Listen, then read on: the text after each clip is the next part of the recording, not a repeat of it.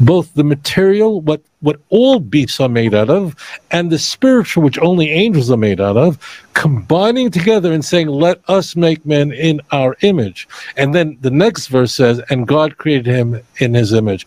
And that comes into view in chapter 2. And what's very interesting is that this kind of God speaking in us only comes up right here. It comes up here in Genesis chapter 1:26, and God is speaking to, angels are just spirit.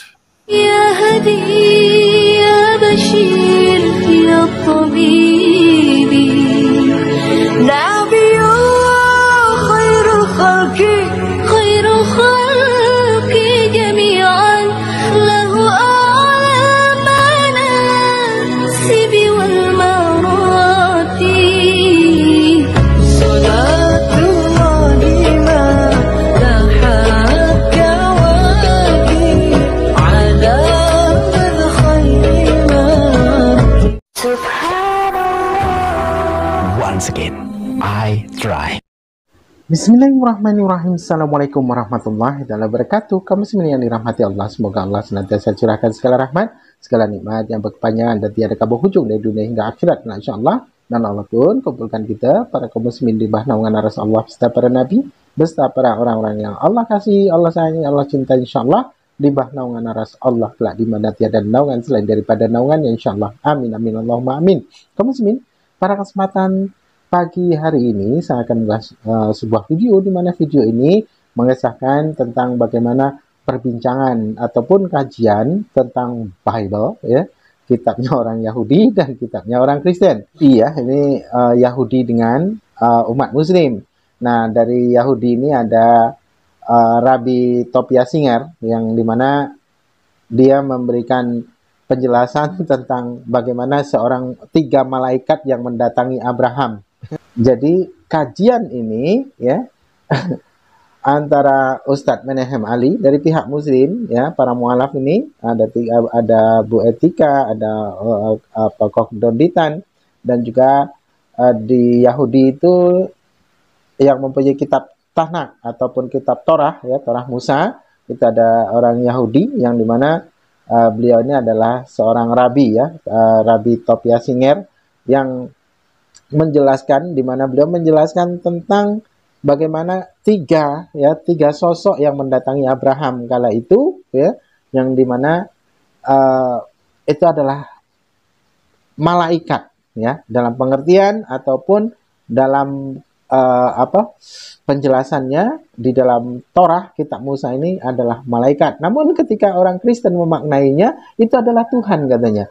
Ada Tuhan, tiga-tiganya itu Tuhan, Tuhan anak, Tuhan bapak, terus Tuhan burung merpati. Pokoknya ya itulah. Jadi dikasih tahu bahwasanya orang Kristen ini tidak pernah belajar. Oke, demikian kaum muslimin videonya. Today we have to understand about Judaism, especially from the primary sources. And we know that Rabbi Tovia Singer is a representative, really great man for us to teach about the Judaism in the perspective from the source. And if you are talking about Judaism, we have to know that the basic faith of Judaism is monotheism. It is a similar aspect in Islam. And the second, about the halakha, and Rabbi Tovia Singer explained to us that halakha is something like Sharia in Islam. And so that's why we have to follow the halakha as the right part of God to us for the humankind. So that's why we cannot follow God without following about the halakha or Sharia. And many aspects of halakha and Sharia in the perspective of Islam really important to be understood by Muslim and Judaism. And the big problem for Muslim in Indonesia, they don't know about Hebrew itself. And it is not only they don't know about the language, the sacred language of God. They also don't know about Judaism from the primary sources. So that's why Rabbi Tovia Singer, as I said before to everyone, it is a good person to teach us about Judaism itself. It is not the shadow of Christianity, but from the Judaism itself.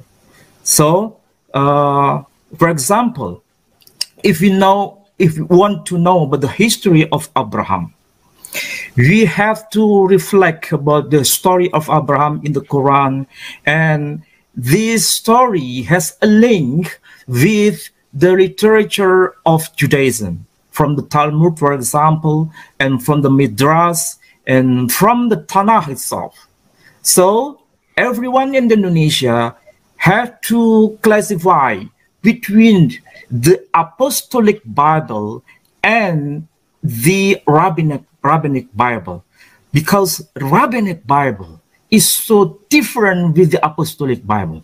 From this perspective, maybe Rabbi Tovia Singer can explain to audience in Indonesia what is the difference between two Bible in the context of the academic perspective. Okay.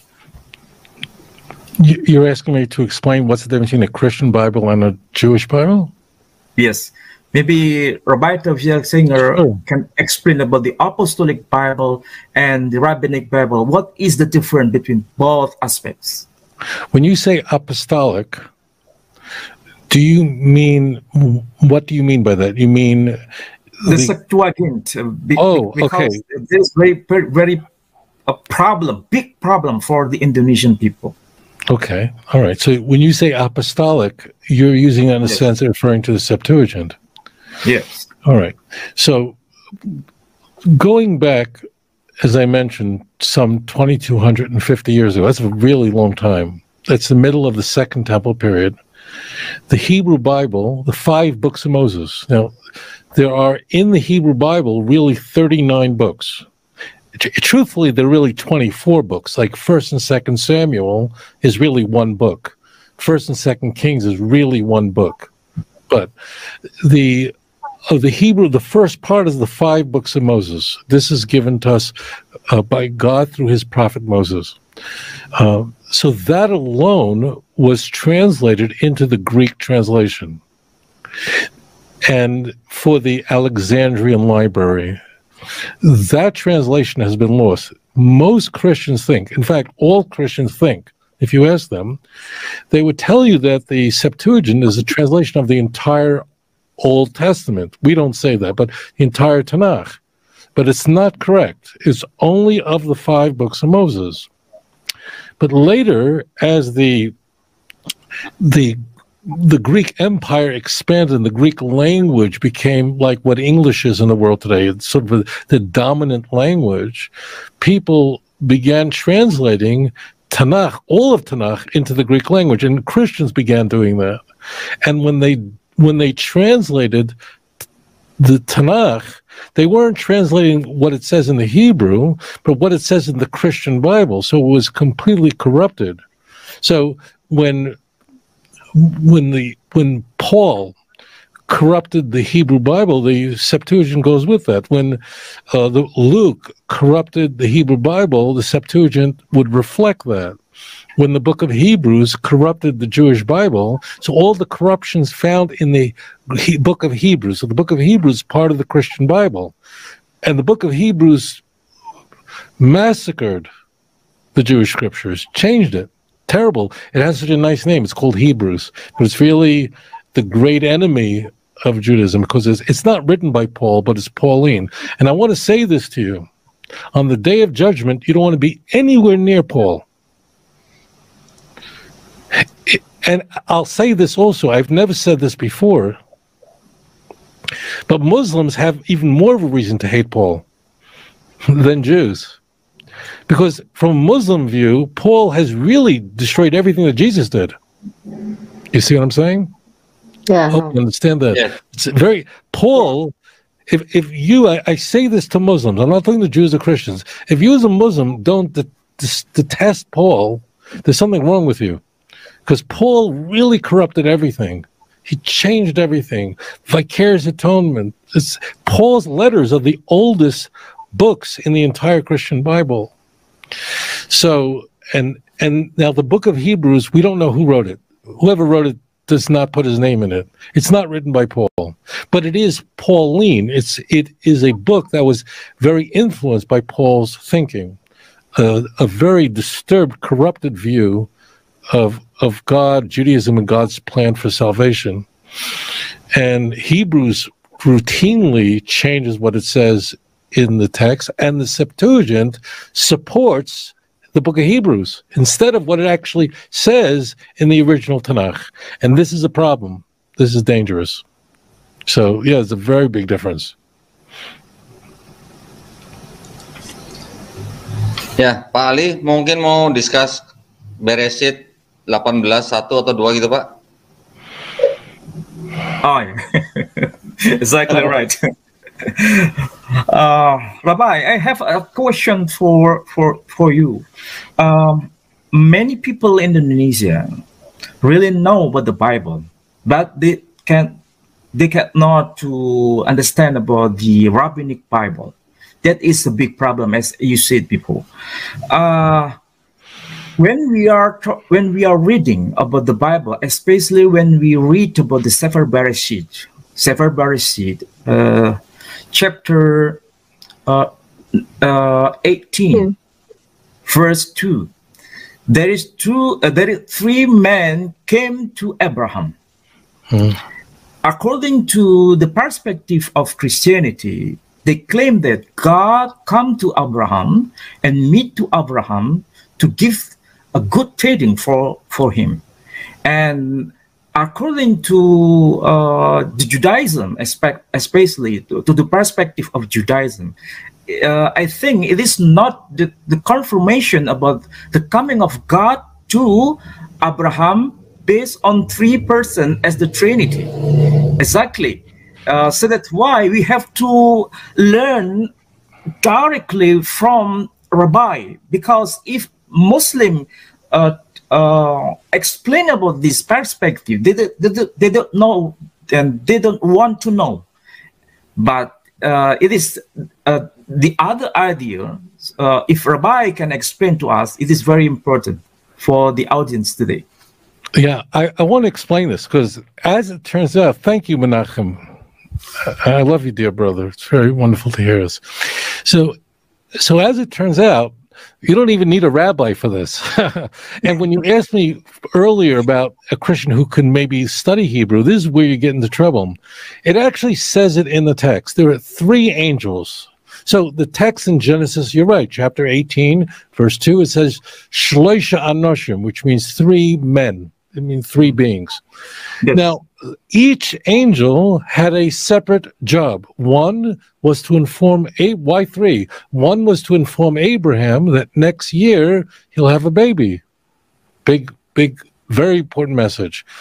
The other two angels were sent to Sodom, one to rescue Lot, the other to destroy Sodom. Okay? And you don't even need a rabbi for this, because if you go to the next chapter, this is what people don't do, and you go to Genesis chapter 19, verse 1. You can use any Bible you want to. Use an Indonesian Bible, English, doesn't make a difference.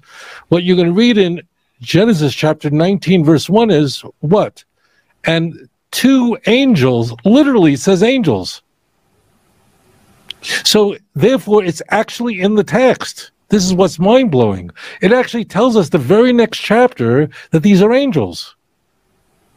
So, like, you don't even need a translator. If you go to an Indonesian Bible right now, go to Genesis 19, verse 1.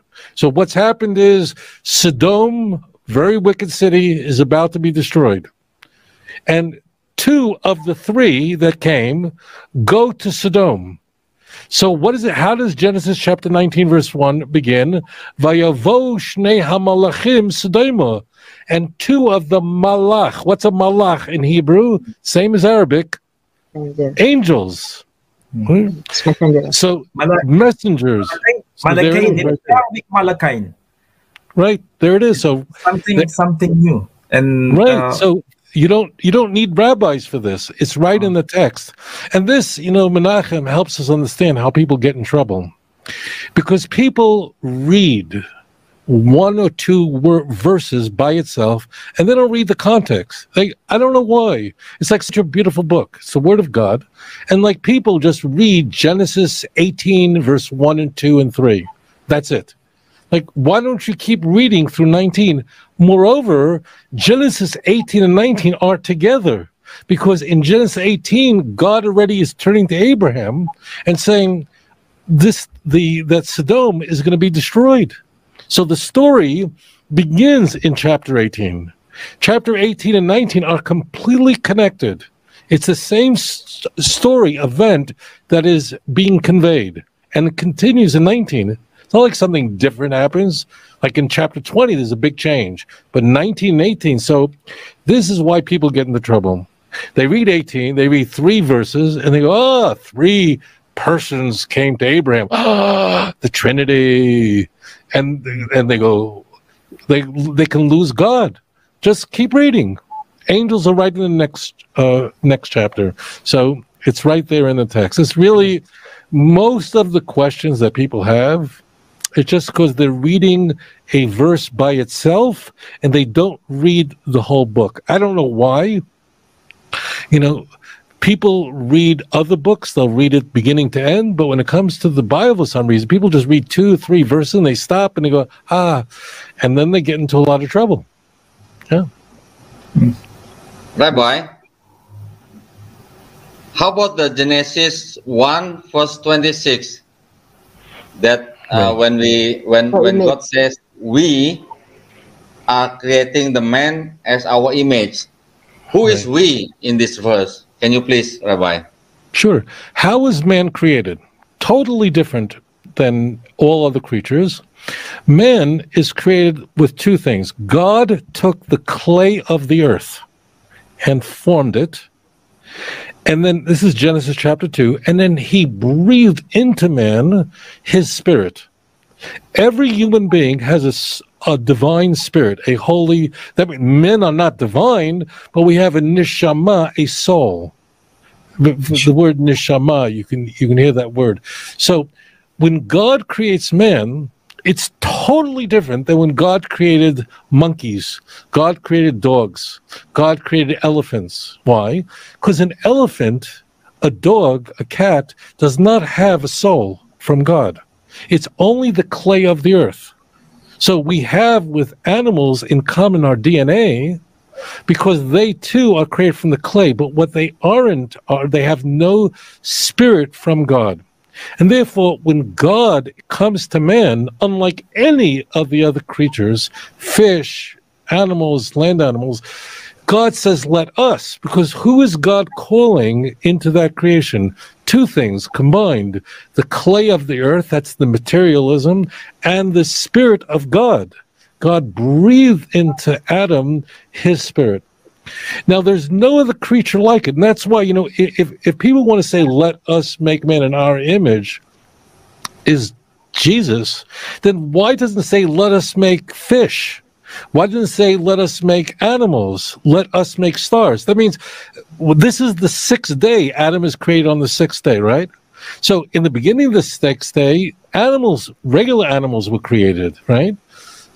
Fish are created earlier. All these other creatures are created earlier. The stars, the moon, were created on the 4th day, right? The 4th day of creation. So why didn't it say, let us make the stars and the moon? Like, see, the point of Christians are claiming is that Jesus is part of creation, based on Paul and based on Joannean theology, that through him everything was created. Okay, well, then why is Jesus just involved in creating man? That doesn't even make sense. So what we have in view here is that God is summoning both the material, what all beasts are made out of, and the spiritual, which only angels are made out of, combining together and saying, let us make man in our image. And then the next verse says, and God created him in his image. And that comes into view in chapter 2. And what's very interesting is that this kind of God speaking in us only comes up right here. It comes up here in Genesis chapter 1:26, and God is speaking to, angels are just spirit. They're just spirit. And the God says to the angels, when man has sinned and man has to leave the Garden of Eden, in Genesis 3:22, God says, that you have to stand in front of the Garden of Eden and make sure that no one ever eats from the tree of life, lest he become like one of us. Same word. And then in Genesis chapter 11, verse 7, where you have the people who built a great tower of Babel, to be equal with God, or to reach the heavens in rebellion against God, and to make for themselves a name for God, God says to the angels, let us go down to confound man. Why the three? Because God is speaking to angels and all of them. The point of saying us is to say that man is not God. That's the whole point. That man may try to be arrogant, to be like God, but he cannot. So that's why he's using the word us. Man is alone in the world. You may love your dog, you may love your cat, but they don't have a soul. They're not, God didn't breathe anything into them. Only man is a combination of the two. And that's brought into view in Genesis 1:26. Thank you so much, Rabbi. Pak Ali ada lagi, Pak? Ya, saya kira itu penting tadi ayatnya diungkap oleh Rabbi, supaya orang Indonesia paham dari perspektif Speak English, Pak. Yahudi. As Rabbi explained to us that Neshama, according to the perspective of the Bible, is very important to be understood by Indonesian Muslims. It is very important to know about the perspective itself. So that's why what is the meaning we, according to the perspective of Hebrew Bible or Hebrew language, nahnu, and also similar in Arabic, nahnu. In Arabic, this is majestic plurality, means majestic plurality. It is not reflect to the Trinity itself, but lita'zim, according to the Arabic perspective. And Rabbi explained to us as we know that. Very powerful, yeah. Rabbi, I exactly want to know how we have a method for, if we want to know about the study of Judaism, especially for Indonesian people, because they don't have primary sources to understand about Midrash, for example, and they don't have about the Jewish literatures, and how we can do study from the perspective of rabbinic, from the rabbinic perspective, because we really want to know exactly teaching of Judaism itself. But Menachem, I don't know of anybody who can better answer that question than you. Meaning, here you are, an Indonesian Muslim who committed himself to learning Hebrew and studying Midrashim, studying the rabbinic literature, and you've done that. I'm very, very proud of you. So you are a better example of that than me, right? And I think that you can best convey to your Muslim audience, to your Arabic and Indonesian-speaking audience about rabbinic teachings, and because you have engaged that so well. So I think you are much more qualified to answer that question than I am. Nah, demikian tadi kaum muslimin. Jadi dari pihak Yahudi, ya, seorang rabi ini mengatakan bahasanya orang Kristen itu tidak pernah belajar, ya, tapi senang mengarang cerita. Jadi kalau bagi orang-orang Kristen itu memang mereka ini adalah penumpang gelap. Sudah kitabnya nyolong, ya, kitabnya mengambil punya orang, tapi ditafsirkan dengan seenak perut mereka sendiri, dimaknai seenak perut mereka sendiri, itu ya. Jadi yang punya kitab nih ya, mereka marah sebenarnya, tapi karena ada perjanjian ya, perjanjian orang Kristen dengan Yahudi, maka Yahudi pun tidak dapat berbuat apa-apa gitu ya, karena tersandra. Nah, berbeda umat Islam. Di dalam Islam ini memang tegas, tidak ada umat Islam itu minta tolong, yang ada umat Muslim lah yang selalu dipintai tolong ya. Dari kedua agama ini ya, Yahudi dengan Kristen ini dua-duanya pernah meminta tolong pada umat Muslim kan begitu. Ketika umat Muslim itu berjaya. Nah, terus disampaikannya di sana bahwasanya apa yang dikaji di dalam video ini ya, perbincangan dari keempat dari pihak Muslim 3, dari pihak Yahudi 1 ini adalah seorang yang mempunyai otoritas di dalam keyahudian. Beliau menyampaikan bahwasanya kajian ini memang harus digalakkan ataupun mesti diserukan supaya orang-orang Kristen itu paham dan mereka mau belajar begitu. Oke, demikian saja kaum muslimin yang dapat saya sampaikan, dan saya akhiri video ini. Wassalamualaikum warahmatullahi taala wabarakatuh.